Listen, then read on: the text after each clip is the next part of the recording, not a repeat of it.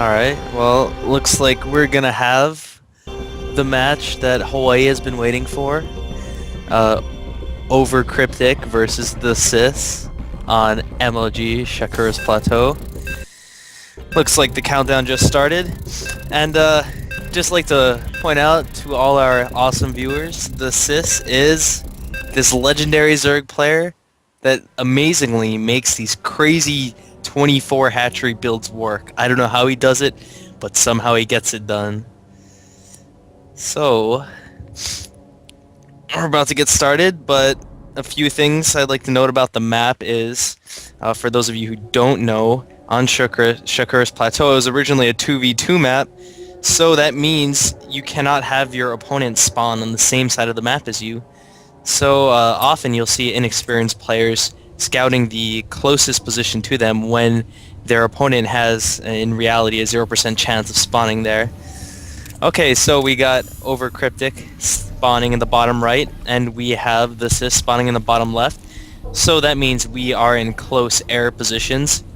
That's a little bit advantageous for the Zerg player because Zerg players have known to get mutas, which make everyone's life a lot worse.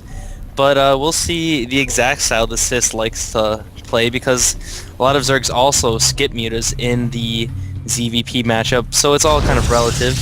We see a pylon going down immediately at the natural of Overkryptic. That's indicative of an extremely fast expansion. We're probably going to see some kind of forge wall off or some kind of a choke point with the cannon backed up behind it between the gateway and the forge.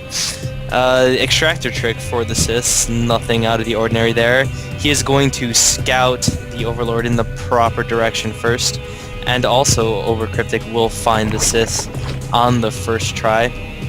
Spawning pool going down for the Thesys. I believe that was on 11 or 12. Spawning pool on Shakura's Plateau is extremely interesting because this map's been known to be a heavy macro map, especially since it's so easy for the Zerg to take a third, because they can always go at one of those 2 points to take their third, and it's pretty easy to defend, especially if the Protoss does opt for this fast expansion play like we do see now. Cryptic is throwing down a gateway to supplement the forge that he built a little while ago. I wouldn't be surprised to see him throw down a cannon because he did scout that early spawning pool, and then go ahead and throwing down that Nexus. So, we do see that the Thesys has not opted to get any gas, and has only made one set of Zerglings with his newly hatched spawning pool, which is kind of interesting because usually when you get an early spawning pool, you kind of want to time it so that you can make 3 Zerglings at once and put some pressure on the Protoss player.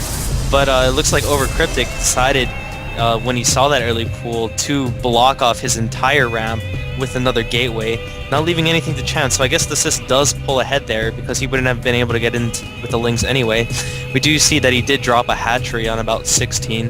So that is a little bit different from his older play, but I can't say it's really worse than what he did before. Queen is out, inject larva.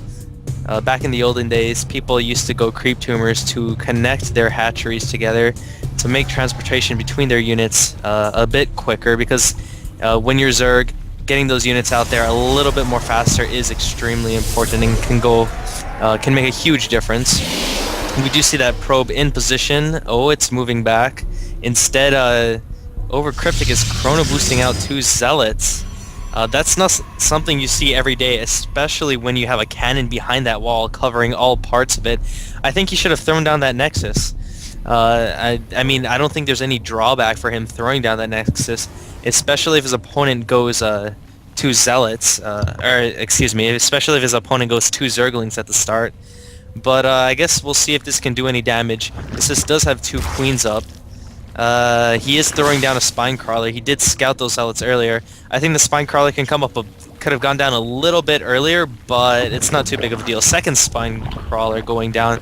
I'm not sure if I agree with that, but his expansion did come up a bit earlier, and he was going for a sort of early hatchery, a bit more of a macro play, but Looks like we got some lag going on. That's not good. This was shaping up to be an interesting game, but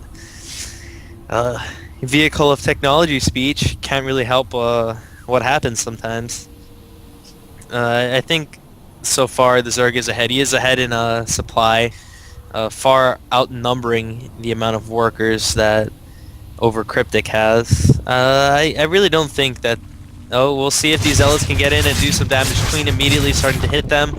And they just run right for the main, but there is another Queen in the main, ready to guard those drones till they die.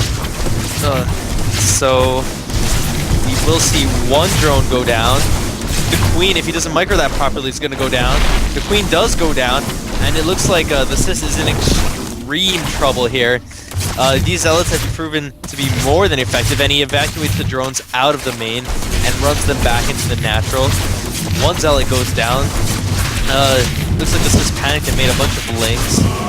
And those Zealots are dealt with, but I think he did more than enough damage to them. He did get one Queen kill, and I think he got 2, maybe 3 drone kills. But yeah, that turned out extremely well for Overkryptic, and I guess I can't really criticize him anymore about choosing to chrono boost out those 2 Zealots instead of getting up in a faster Nexus. Warp Gate research is on the way for Overkryptic, so that's pretty standard. He's not chrono boosting it, which is not really surprising because he did go for that early expansion.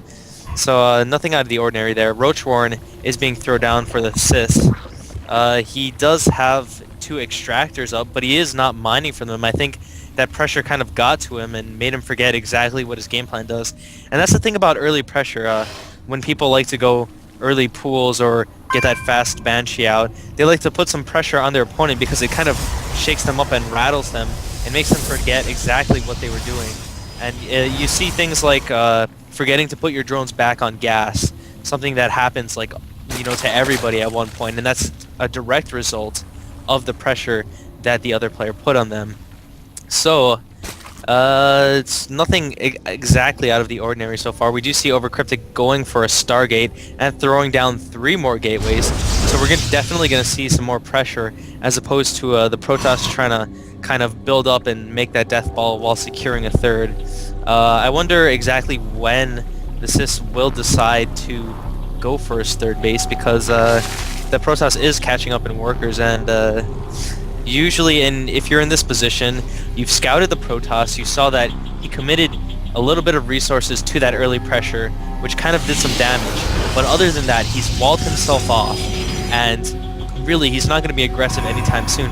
So I don't think there's any reason why you shouldn't take a third, right? You can just throw down an evolution chamber and make some spore crawlers, which will protect you from DTs and from an air assault, which we might be seeing soon. Phoenix came out for Overkryptic. I guess he's just going to be using that to scout instead of getting a Void Ray, which we see a lot of players go for, and getting Phoenix to supplement that. But we'll see if he keeps using that Stargate. Warp Gate research is done. He does have 5 Warp Gates up and running. Yeah, spectators are a little bit confused about the 1 Phoenix, but you know, I think he just wanted to use it to scout. We do see a 3rd hatchery going down.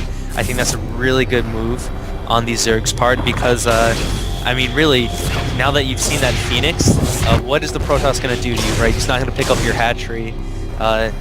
He's not really in any danger of dying anytime soon. He has complete map control. He's got spotters all over the map. He's got a spotter at the 3rd. He's got a spotter at the watchtower. He's got overlords all over the place, so he'll know exactly when the Protoss is deciding to move out. So, you know, I think the Sys is doing an extremely good job at keeping tabs on what the Protoss is doing, but the army of the Protoss is marching across, so I think the Sys will be fine if he moves down his ramp. Now I think one of the main problems that the Sys is going to be running into quite soon is that he did throw down that creep tumor late. What you want to do is get that creep tumor out there and spread the creep out as far as possible, so you can go down and engage the Protoss army on your grounds, because if the Protoss marches up to your ramp and force fields it and then goes to your 3rd, you're kind of screwed because you won't be able to do anything when your units are all stuck up on the ramp. But the Protoss does decide to go back and check out what's going on in the 3rd, and he is deciding to secure a 3rd. No, nothing coming out of the Stargate. It looks like he only made that Phoenix to scout randomly around the map, but I think that's a little bit of a waste because you can just easily research hallucination and use that as a scout instead of dumping a bunch of resources and that precious gas into making a single Phoenix. We do see that Phoenix falls down to 2 Spore Crawlers at the natural. Hydra Den is going down for the Sys. We do see that he's kind of positioning himself at the bottom of the ramp, ready to defend his third if needed. But it looks like he's a little bit concerned about the Protoss army as he hasn't transferred any drones over to his third yet. We do see that, Overkryptic has leapt ahead in the Harvester count. The Sys really hasn't made any drones for about a few minutes now. It's 72 workers to 44 drones in the favor of the Protoss. I think that's extremely impressive because off of 2 bases you see that this Protoss player has been keeping on top of his worker production, and if you look at it, the resource tabs, while he's behind in resources, that economy is going to be kicking in soon. And I think that's a good idea. That was a really good move by the Protoss player to kind of feign that aggression and make the Zerg worry a little bit, and it kind of gives this illusion that he can push against the Zerg and perhaps take down his third when he's really just trying to secure his third and keep that economy flowing, because I think very soon we're going to see the Protoss jump ahead with an extreme supply lead. We do see the first Colossus being made at the natural of Overkryptic. The Zerg player kind of moved out a little bit to push the Protoss back off that watchtower, which is a good move, but I don't think the Zerg player exactly realizes how many workers he is behind the Protoss player.